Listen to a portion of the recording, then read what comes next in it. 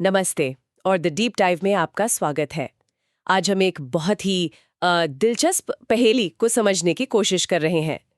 भारत का मौसम, मतलब एक ही दिन देश के एक कोने में लोग बारिश से बचने के लिए छाता ढूंढ रहे हैं, तो दूसरे कोने में लोग रिकॉर्ड तोड़ ठंड से कांप रहे हैं। तो सवाल ये है कि ऐसा क्यों है? हमारा मौसम इतना बटा हुआ क्यों लगता है? आज हम भारत मौसम विज्ञान विभाग यानी IMD के 8 दिसंबर 2025 के एक ताज़ा बुलेटिन के जरिए इस पहेली के टुकड़ों को जोड़ेंगे और समझेंगे कि इस बिखरे हुए मौसम के पीछे कौन सी बड़ी ताकतें काम कर रही हैं। बिल्कुल। और देखिए, ये बुलेटिन सिर्फ ये नहीं बताता कि आगे क्या होगा। ये एक कहानी बताता है। जी। एक तरफ नमी से भरी हवाएं हैं जो बारिश ला रही हैं, और दूसरी तरफ हैं बर्फीली हवाएं जो जमीन को ठंडा कर रही हैं। और ये दोनों ताकतें एक ही समय पर हमारे देश पर असर डाल रही हैं। आज हम इसी कहानी के अलग अलग किरदारों को समझेंगे कि वो कौन है और वो ऐसा क्यों कर रहे हैं। तो चलिए कहानी की शुरुआत करते हैं वहां से जहां सबसे ज्यादा एक्शन हो रहा है, मतलब बारिश वाले इलाकों से। बुलेटिन में सबसे पहले अंडमान और निकोबार द्वीप समूह का जिक्र है। वहां क्या हो रहा है? अंडमान और निकोबार में इस वक्त मौसम काफ़ी एक्टिव है। बुलेटिन में साफ लिखा है कि 8 से 10 दिसंबर तक हल्की से मध्यम बारिश का अनुमान है। अच्छा, सिर्फ बारिश? नहीं, ये सिर्फ शांत बौछारें नहीं है। इसके साथ गरज, बिजली और तेज हवाएं चलने की भी चेतावनी है। तेज हवाएं मतलब कितनी तेज? हवा की रफ्तार 30 से 40 किलोमीटर प्रति घंटा रह सकती है, और झोंकों में मतलब गस्ट में ये 50 किलोमीटर प्रति घंटे तक भी पहुंच सकती है। 50 किलोमीटर प्रति घंटा, ये तो काफी तेज है, खासकर समुद्र के बीच बसे द्वीपों के लिए। इसका मतलब तो ये हुआ कि मछुआरों और छोटी नावों के लिए ये एक साफ चेतावनी है। लेकिन सवाल ये है कि इस समय वहां इतनी हलचल क्यों है? आमतौर पर तो मानसून जा चुका होता है। आपने बिल्कुल सही पकड़ा, ये मानसून की बारिश नहीं है। इसके पीछे एक खास वजह है जिसे हम मौसम विज्ञान की भाषा में ट्रफ कहते हैं। ट्रफ? हाँ, एक ट्रफ दक्षिण पूर्वी बंगाल की खाड़ी में पूर्वाई हवाओं के बीच ये बनी हुई है। आप इसे यूं समझिए कि वायुमंडल में कम दबाव का क्षेत्र बन गया है, एक तरह का गड्ढा जो आसपास की नमी वाली हवा को अपनी ओर खींच रहा है। अच्छा। और जब ये नमी वाली हवा ऊपर उठती है तो बादल बनते हैं और फिर बारिश होती है। अंडमान इसी सिस्टम के असर में है। ओके, तो ये एक लोकल सिस्टम है जो वहां के मौसम को कंट्रोल कर रहा है। हाँ। और ये सिर्फ पूर्वानुमान नहीं है, मतलब पिछले 24 घंटों में वहां बारिश हुई भी है ना? हाँ बिल्कुल। बुलेटिन के मुताबिक पिछले 24 घंटों में अंडमान और निकोबार के ज्यादातर हिस्सों में बारिश दर्ज की गई है। और सिर्फ वही नहीं, अगर हम मुख्य भूमि की तरफ आएं तो तमिलनाडु, पुडुचेरी, केरल और लक्षद्वीप में भी कई हिस्सों में बारिश हुई है। लेकिन इसमें एक दिलचस्प बात की है कि कहीं भी महत्वपूर्ण वर्षा यानी सिग्निफिकेंट रेनफॉल दर्ज नहीं की गई। इसका क्या मतलब हुआ? मतलब बारिश तो हुई पर महत्वपूर्ण नहीं थी।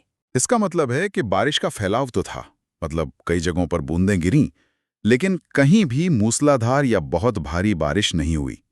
देखिए, मौसम विभाग के कुछ पैमाने होते हैं। जैसे 24 घंटे में अगर 64.5 मिलीमीटर से ज्यादा बारिश हो तो उसे भारी वर्षा माना जाता है।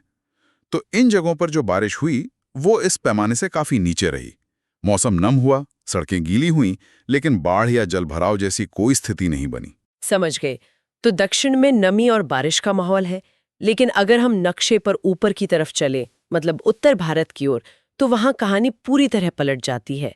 वहां पानी नहीं बल्कि हाड़ कंपाने वाली ठंड का कहर है। बुलेटिन में शीतलहर यानी कोल्ड वेव को लेकर क्या चेतावनी दी गई है? और ये चेतावनी काफी गंभीर है, खासतौर पर मध्य और पूर्वी भारत के लिए। बुलेटिन के मुताबिक छत्तीसगढ़ में 8 और 9 दिसंबर को कुछ जगहों पर शीतलहर की स्थिति बनी रहेगी, और यही हाल मध्य प्रदेश, उत्तरी विदर्भ और उड़ीसा के कुछ इलाकों का भी रहने वाला है। जब मौसम विभाग शीतलहर कहता है तो इसका एक वैज्ञानिक आधार होता है ना?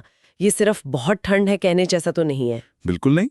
शीतलहर तब घोषित की जाती है जब मैदानी इलाकों में न्यूनतम तापमान 4 डिग्री सेल्सियस या उससे नीचे चला जाए, या फिर जब ये सामान्य से 4.5 से 6.4 डिग्री सेल्सियस तक कम हो। और अगर हम 7 दिसंबर के आंकड़े देखें तो मध्य प्रदेश, छत्तीसगढ़, झारखंड, उड़ीसा, इन सब जगहों पर तापमान सामान्य से 1 से 4 डिग्री तक नीचे दर्ज किया गया है। अच्छा। तो इसी वजह से ये चेतावनी जारी की गई है। और सबसे ज्यादा ठंड कहाँ पड़ी? सबसे कम तापमान कहाँ रिकॉर्ड किया गया? मैदानी इलाकों की बात करें तो ठंड का केंद्र पंजाब रहा है। पंजाब के आदमपुर में पारा गिरकर सिर्फ 2.6 डिग्री सेल्सियस पर पहुंच गया। 2.6 डिग्री। जी। सोचिए सुबह के वक्त क्या हालत होगी वहां। फसलों पर पाला पड़ने का खतरा, और लोगों के लिए भी ये काफी मुश्किल समय होता है। 2.6 डिग्री। और इसी के साथ एक और आंकड़ा हमेशा दिलचस्प लगता है कि देश की सबसे गर्म जगह कौन सी रही। ये विरोधाभास भारत की विविधता को दिखाता है। और ये विरोधाभास इस बार बहुत बड़ा है। जिस दिन आदमपुर में तापमान 2.6 डिग्री था, उसी दिन देश का सबसे ज्यादा अधिकतम तापमान कर्नाटक के कारवार में 35.4 डिग्री सेल्सियस दर्ज किया गया। गजब। मतलब लगभग 33 डिग्री का फर्क। ये सिर्फ एक आंकड़ा नहीं है। इसका मतलब है कि एक ही समय पर देश के एक हिस्से में किसान अपनी फसलों को पाले से बचाने के लिए जद्दोजहद कर रहा है, तो दूसरे हिस्से में लोगों को शायद गर्मी और उमस का सामना करना पड़ रहा हो। ये दिखाता है कि भारत में इंफ्रास्ट्रक्चर और आपदा प्रबंधन के लिए कितनी बड़ी और विविध चुनौती है। आपने बिल्कुल सही कहा। हमारी नीतियां, हमारे घर, हमारी कृषि, सब कुछ इस विशाल भौगोलिक विविधता से प्रभावित होता है। और इतनी जबरदस्त ठंड का एक सीधा सीधा नतीजा होता है कोहरा। सुबह सुबह सफर करने वालों के लिए तो ये सबसे बड़ी चुनौती होगी। बुलेटिन में विजिबिलिटी को लेके क्या जानकारी है? कोहरे को लेकर बुलेटिन में काफी विस्तृत चेतावनी है। और ये सिर्फ 1-2 दिन की बात नहीं है। पूर्वोत्तर के राज्यों में, मतलब असम, मेघालय, नागालैंड, मणिपुर, मिजोरम और त्रिपुरा, वहां तो 8 से 12 दिसंबर तक, यानी लगभग पूरे हफ्ते सुबह के समय घने कोहरे की चेतावनी है। पूरा हफ्ता? इसका मतलब तो ये है कि वहां की पूरी सुबह की दिनचर्या, फ्लाइट्स, ट्रेनें, सब कुछ प्रभावित होने वाला है। और ये सिर्फ पूर्वोत्तर में ही है या कहीं और भी? पूर्वोत्तर के अलावा हिमाचल प्रदेश में भी 8 से 10 दिसंबर तक घना कोहरा छा सकता है। साथ ही पश्चिम मध्य प्रदेश और उड़ीसा में भी 8 और 9 दिसंबर की सुबह घना कोहरा रहने का अनुमान है। और ये सिर्फ अनुमान नहीं है। आज सुबह जब ये बुलेटिन जारी हुआ, तब तक ये हकीकत बन चुका था। अच्छा। सुबह के क्या हालात थे? आज सुबह 5:30 बजे के आंकड़ों के मुताबिक पंजाब, बिहार और पूर्वी उत्तर प्रदेश में मध्यम कोहरा छाया हुआ था। गोरखपुर, अमृतसर और पूर्णिया जैसे शहरों में विजिबिलिटी घटकर सिर्फ 200 मीटर रह गई थी। सिर्फ 200 मीटर? इसका मतलब है कि हाईवे पर गाड़ियां रेंग रही होंगी, ट्रेनें लेट चल रही होंगी और एयरपोर्ट पर फ्लाइट्स का शेड्यूल बिगड़ गया होगा। ये तो रोजमर्रा की जिंदगी पर सीधा असर है। बिल्कुल। 200 मीटर की विजिबिलिटी में ड्राइविंग बेहद खतरनाक हो जाती है। इसके अलावा पश्चिमी उत्तर प्रदेश, असम, ओडिशा और पश्चिमी मध्य प्रदेश में भी हल्का कोहरा था, जहां ग्वालियर और बरेली जैसे शहरों में विजिबिलिटी 500 मीटर थी, जो थोड़ी बेहतर है, लेकिन फिर भी सामान्य से बहुत कम है। ठीक है, तो अब हमारे पास पहेली के सारे टुकड़े हैं। दक्षिण और अंडमान में बारिश, उत्तर और मध्य भारत में कड़ाके की ठंड और घना कोहरा। अब उस बड़े सवाल पर आते हैं जो हमने शुरू में उठाया था कि ऐसा हो क्यों रहा है।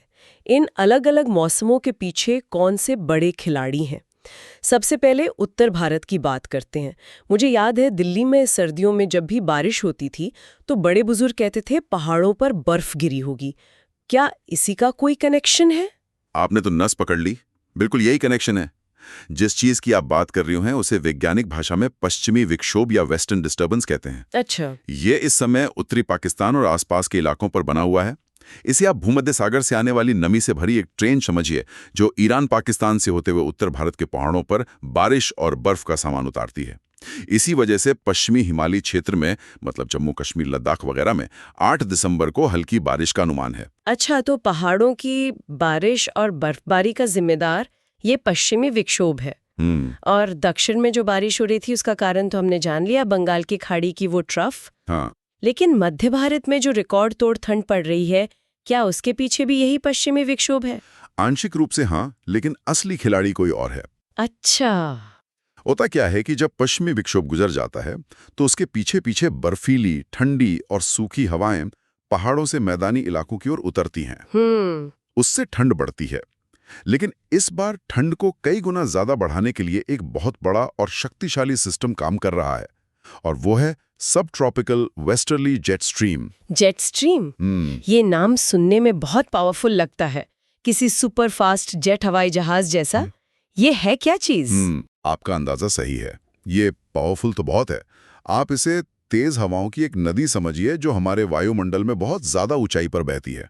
ये उत्तरी भारत के ऊपर समुद्र तल से लगभग 12.5 किलोमीटर की ऊंचाई पर बह रही है। और इसकी रफ्तार वो आपके होश उड़ा देगी। कितनी तेज? बुलेटिन के मुताबिक इस जेट स्ट्रीम में हवा की गति 115 नॉट्स तक है। 115 नॉट्स? मतलब यानी लगभग 213 किलोमीटर प्रति घंटा।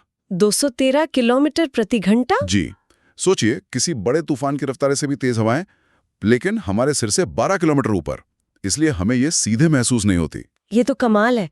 लेकिन एक सवाल मन में आ रहा है, ये हवा तो 12 किलोमीटर ऊपर बह रही है। जी, तो इतनी ऊंचाई पर बहने वाली हवा का असर जमीन पर इतनी भयानक ठंड कैसे पैदा कर सकता है, या इसमें कुछ और भी होता है? ये बहुत अच्छा सवाल है। असल में जब ये शक्तिशाली जेट स्ट्रीम उत्तर भारत के ऊपर से गुजरती है, तो ये अपने साथ ऊपरी वायुमंडल की बेहद ठंडी हवा को नीचे की ओर धकेलती है। अच्छा, नीचे धकेलती है। हाँ, एक तरह का वर्टिकल एयरफ्लो बनाती है। ये ठंडी और भारी हवा जब जमीन की सतह पर पहुंचती है तो तापमान तेजी से गिरता है और शीतलहर की स्थिति पैदा हो जाती है। तो ये सिर्फ पहाड़ों से आने वाली सतही हवा नहीं है, बल्कि ऊपरी वायुमंडल से नीचे धकेली गई बर्फीली हवा का असर है जो इस ठंड को इतना तीव्र बना रहा है। वाह! मतलब हमारे सिर के ऊपर 12 किलोमीटर की ऊंचाई पर हवा की एक नदी बह रही है, जो यहाँ जमीन पर मौसम तय कर रही है। ये तो वाकई एक जटिल और शानदार सिस्टम है। तो अब हमें पूरी तस्वीर साफ दिख रही है। पश्चिमी विक्षोभ पहाड़ों पर नमी ला रहा है, बंगाल की खाड़ी की ट्रफ द्वीपों को भिगो रही है, और इन सबके ऊपर से गुजरती हुई शक्तिशाली जेट स्ट्रीम उत्तर और मध्य भारत को कंपकपा रही है। बिल्कुल, और ये सभी सिस्टम एक दूसरे को प्रभावित भी करते हैं। जैसे जेट स्ट्रीम की पोजीशन ये तय करती है कि पश्चिमी विक्षोभ कितना शक्तिशाली होगा और किस रास्ते से भारत में आएगा। ये सब एक विशाल इंटरकनेक्टेड मशीन की तरह काम करता है। कोई बड़ा बदलाव आने वाला है? बुलेटिन के अनुसार अगले 3 दिनों में कोई बहुत बड़ा नाटकीय बदलाव नहीं है। जिन इलाकों में अभी नमी है वहां बनी रहेगी, यानी जम्मू कश्मीर, लद्दाख के पहाड़ी इलाके, और दक्षिण में केरल और तमिलनाडु के दक्षिणी हिस्से।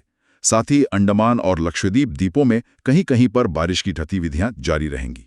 और बाकी देश का क्या, जहां ठंड और सूखा मौसम है? बाकी देश, खासकर मध्य और उत्तरी भारत, अभी इसी ठंडे और शुष्क मौसम के प्रभाव में रहेगा।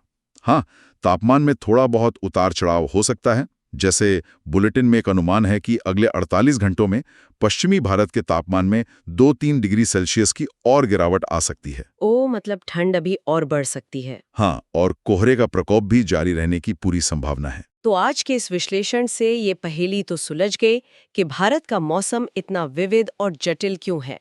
एक तरफ दक्षिण में नमी वाले सिस्टम है, तो दूसरी तरफ मध्य और पूर्वी भारत शीतलहर की चपेट में है, और इन सबके पीछे पश्चिमी विक्षोभ से लेकर शक्तिशाली जेट स्ट्रीम तक कई वैश्विक पैटर्न काम कर रहे हैं।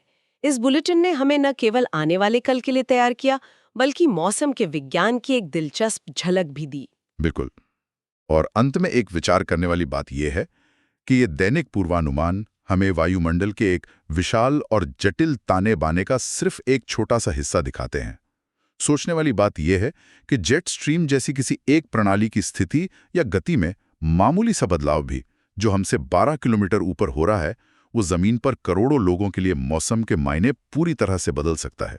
ये हमें हर पल हमारे वायुमंडल के उस नाजुक संतुलन की याद दिलाता है जिस पर हमारी पूरी जिंदगी टिकी हुई है।